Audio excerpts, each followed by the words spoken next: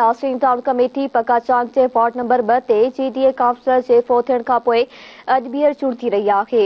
इन हवाले सां तफ़सील ॼाणण लाइ वीडियो लिंक ते मौजूद आहे धरती टीवी पकाचांग जो रिपोर्टर कमर समान। जी कमर।